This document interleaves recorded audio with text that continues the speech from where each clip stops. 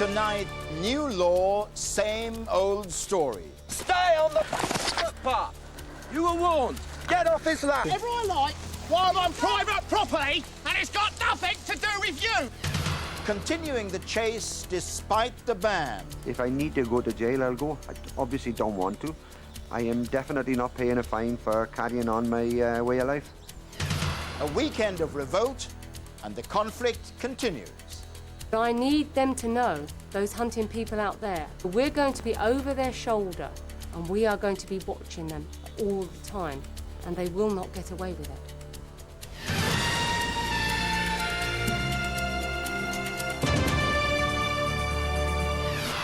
Good evening. 270 hunts, 91 dead foxes, and not a single prosecution. If anyone thought the hunting ban would have an immediate effect, this weekend's statistics show how wrong they were. The government brought in the new law to finally draw a line under a debate that's dragged on since it came to power 8 years ago. But, as many critics claimed, it seems that law is hard to understand and even more difficult to police. So is hunting now dead, as we were promised, or is it still very much alive? Fiona Foster reports.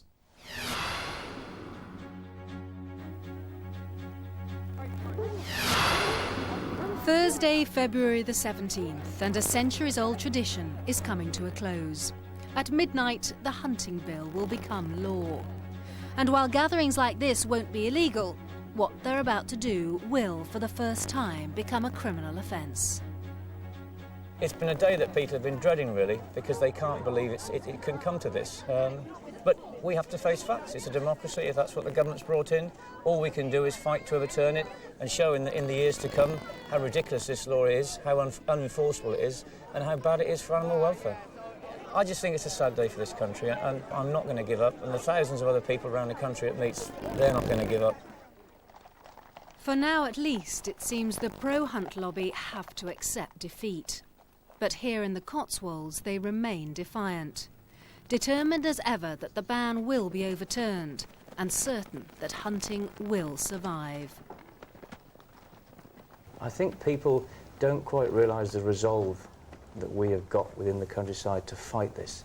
Whichever way you look at it, it's history being made. History will judge whether it's right or wrong. But yeah, a lot of people, I mean, me personally, the last time I can take my hands out legally into the countryside and do what they and I have been trained to do. I think it's a very sad day, and there will be a lot of private emotion, public emotion.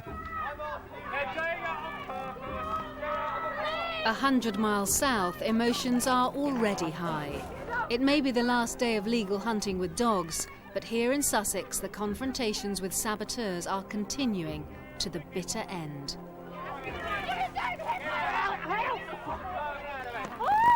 Get out of here! I've had to sick you lot for years. Simon and Jane Wilde have spent the last 20 years trying to break up hunts like this. It now seems that victory is finally within their sights, but they're not yet prepared to stop their fight. I don't even know whether I should celebrate, on Thursday night at midnight. We're even unsure about that, I'm still hesitant because I know that there's going to be lots of hunts that are going to try and do it illegally. But to my mind, whatever happens is there's going to be less suffering than there has been with the normal hunting that's been going on. And I'm happy. I'm happy in my heart, but I'm just so sad for all those animals that have died in the past, that should never ever have been killed in that manner. Midnight and the new law approach. Back in the Cotswolds, the Bicester and Whaddon Chase hunt hold their last supper, and they've a message of defiance for saboteurs like the Wilds. The people who tonight were popping champagne corks, it's a very hollow victory for them, and I think on Saturday morning they will see how hollow it is. Stay on the footpath. You were warned. Get off his land. Whatever I like, while I'm on private property, and it's got nothing to do with you. The battle between the pro and anti-hunt lobbies has been raging for decades, with the confrontations becoming more bitter and bloody. It's a debate in which both sides have refused to give ground, and all too often the police have been caught in the middle. Last September, the political debate came to a head when MPs voted in favour of banning hunting with dogs. Sitting suspended. Despite the protests in the Commons, despite the mass demonstrations outside the chamber, and despite opposition in the Lords, the government decided to push through its hunting bill. Almost immediately, more than 50,000 people signed a declaration saying they would carry on hunting, ban or no ban.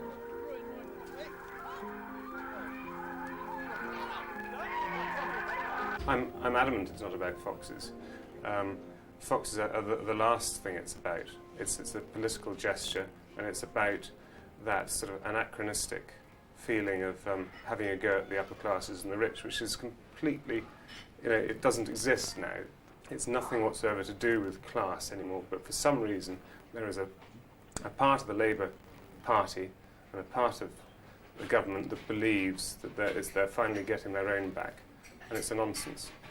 Do you think Tony Blair's underestimated the strength of feeling? Most definitely. I don't think he has any idea the size of the hornet's nest he's stirred up, and I think he very soon will wish to God he'd left it well alone. Cheers. Thanks very much. This weekend, that defiance is being put to the test for the first time. Saturday morning, and the ban's now been in place for a little over 24 hours. But here at the Middleton Hunt in North Yorkshire, nothing seems to have changed. They're meeting, much as they have been, since 1764. And while most insist they'll stay within the law, some are prepared to break it. We are law-abiding, but if a fox gets away, we'll get up and chase after it. From a personal point of view, I'd hunt illegally every day, because I think it is an unjust law, and I would be prepared to take the full brunt of the law that they want to put on me. I don't agree with it. I think it's wrong. I think it's unjust, and it has no substance to it to justify it being illegal or to try and make me a criminal. Across the country, 270 other hunts are also gathering, many coming up with their own tactics to defy the ban. This is the Llangina hunt in South Wales. On the face of it, just another hunt on just another Saturday. But today, and for the foreseeable future, if they're to stay within the law, then things will have to change. Instead of hunting foxes, the hounds will be following an artificial trail, a fox scent rather than an actual fox. At least that's the theory. The practice, though, isn't quite as simple. Because while they're following the artificial scent, the hounds may pick up a real one. And in that case, it will be difficult, if not impossible, to stop them going after an actual fox. It's such a ridiculous law. I virtually think we will more or less be doing what we've always done anyway. Because the minute the foxes are up on their feet, they are not like sheepdogs where you just whistle and they come back. Even though they're under control, they're not under as stricter control as being in a pack as one single dog. As most of the hounds in Britain have been trained to hunt fox, even though we are trying to retrain them to hunt simulated fox scent, it's inevitable that, the odd accident will happen. It's precisely those so-called accidents that the saboteurs want to prevent. On a day when they should be at home celebrating, they're again out in force, determined to stop foxes being killed illegally. In Sussex, they're on the trail of the Crawley and Horsham hunt, but they're having difficulty getting anywhere near it. Private hunt security that they've got for today, and I imagine they've come up here so they're going to try and tag us to prevent us getting too close to what's happening. Every route the saboteurs try appears to have been blocked. But then they catch a glimpse of the hunt across a field, and as they try to drive off in pursuit, a convoy of hunt supporters prevents them from getting through. I think they're deliberately. It's a deliberate trying obstruction to of tell us the something. public highway. The saboteurs are in constant contact with others who can see what's happening behind the blockade. can do then is document. They're blocking the road at Trawler's Farm and hunting. They're hunting at Trawler's Farm. And they're just So this is what will happen. blocking the road south of Trawler's Farm, and they're blocking it where we are too, And which is north of Netherwood. They're hunting. Yeah. Armed with this information, they try to get the police involved. Excuse me, officer. Officer, excuse me. Officer, excuse me. I want to tell you something. Can I tell you something? They're hunting. Excuse me, can I just speak to you? Please. That's the result we're getting from the British police. They're hunting, I've just heard on the phone, they're hunting illegally at Trawler's Farm and blocking the roads to prevent us getting there. And I can't even speak to an officer. You are hunting, you're breaking the law. You're breaking the law, you don't drag through woodland. Finally, the saboteurs catch up with the hunt, and it's just like old times. Watching scenes like this, it's hard to believe that hunting is now banned. Can you remove these people, please? These people, you're breaking the law. These are hunting. It's also easy to understand why the police will have trouble enforcing the new law, and why their resources may become stretched. We'll be dealing with people who are demonstrating. We'll be dealing with those who want to celebrate the fact that hunting has come to an end. And our job will be not only to detect any offences that might occur against the Hunting Act, but also to keep the peace. I think there are difficulties in enforcing this because we're out in the countryside about getting evidence, but I don't think they're insurmountable difficulties. We deal with difficult legislation all the time. It's a new piece of legislation. It's going to be tested, but we will be enforcing it, I can assure you of that. But in Sussex, the police are more concerned with keeping the peace than checking on the hunt. When security guards try to move the saboteurs off private land so the hunt can continue, officers move in. You've seen the hunt hunting illegally through there? The saboteurs are convinced that the hunt is deliberately leading hounds into an area that may well be populated by foxes. Basically, I heard the hunting horn. He's going around with the hounds completely around him. There was no control of the hounds at the time that I saw, and he was actually encouraging them to move around in that area. He didn't know we were going to come in there at that point and film. So I've actually asked the police if they would go down there and start following the hunt, and they're obviously too involved in what's happening here that they can't get down there. The presence of the security guards meant we were unable to confirm whether the hunt was operating outside the new law. But the Crawley and Horsham hunt later told us they'd done nothing illegal, and that they were simply exercising their hounds and trail hunting following an artificial scent. The new law may have been seen as a victory for the anti-hunt movement, but as long as the pro-hunt lobby continues to talk and act defiantly, they promise to carry on with their own campaign. They may even intensify it. This weekend it emerged that they were recruiting an army of so-called hunt monitors to help enforce the ban. They're training monitors so they can go and follow hunts and then start prosecutions. Well, I think that is the road to anarchy. They're becoming vigilante policemen, and I think it's totally unacceptable. And this is one of the negative sides of this silly, unworkable bill. Most of the Hunt Saboteurs Association is already training up people now so that they will be out there watching the hunts. You know, we haven't waited years and years and years for this bill to come in to be made a mockery of. And the hunts might think that they're going to do that, but they won't. But informing the police is one thing, getting them to bring prosecutions is another. In a weekend when 91 foxes were killed, no one faced criminal charges. No wonder that many in the pro-hunt lobby believe the new law is doomed to fail. How easy is it going to be for people to be able to tell what's a legal hunt and what's an illegal hunt? Impossible. Impossible. Why? Because we are hunting a fox-based scent. And during that hunt, if you're hunting a fox-based scent, a fox jumps up, we will stop hounds. That is our legal, what we have to do. But the actual, for somebody or a police officer having to try and tell what's going on, it's going to be impossible. What if you're out line hunting and your pack of hounds picks up the scent of a real fox and goes after it? Are you breaking the law in that case? You are technically breaking the law. You stop them, bring them back.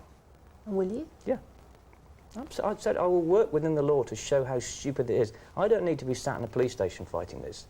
We can do that quite easily from outside. I think it'll be impossible. You know, even experienced huntsmen will tell you that if a pack of hounds are running and hunting in full cry, the reality of it is you are not 100% sure what they hunted. And if people who have hunted all their lives can't tell, I'm damn sure the police won't be able to.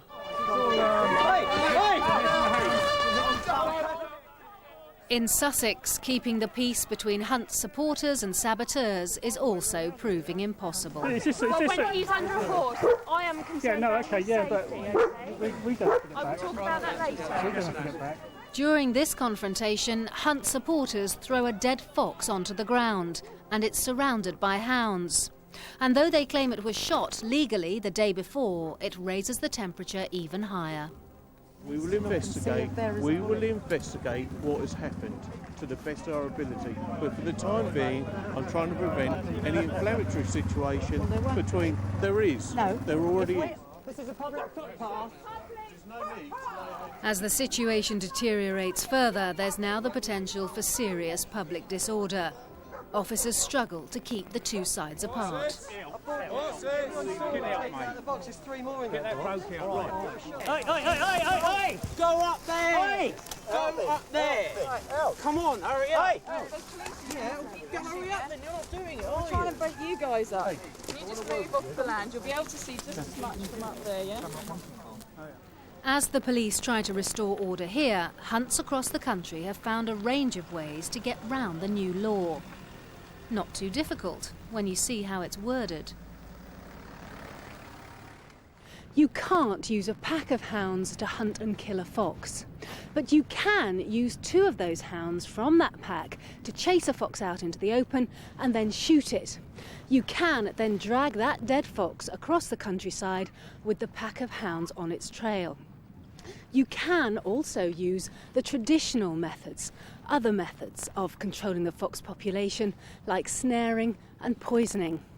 All very confusing if you thought the hunting ban would protect foxes. This is the 200-year-old Morpeth hunt in Northumberland. Today they have every intention of killing a fox and have just sent 2 hounds into a wooded area to see if they can flush one out into the open. It takes just a few minutes for the animal to appear. The gunman then moves in and takes aim. All perfectly legal under the new law. But for the pro-hunting lobby, more cruel on the fox. I mean, I like to hunt the fox, that's why I come in. And I do like the hounds to catch a fox. But I like the fox to have a proper sporting chance. Is where he hasn't. He's just been blasted with a shotgun. There's no challenge in that, is there? The people that have banned this cannot sit there and justify it on the grounds of animal welfare. I'm afraid they're living in cloud cuckoo land, and in future investigations and studies are going to prove them wrong.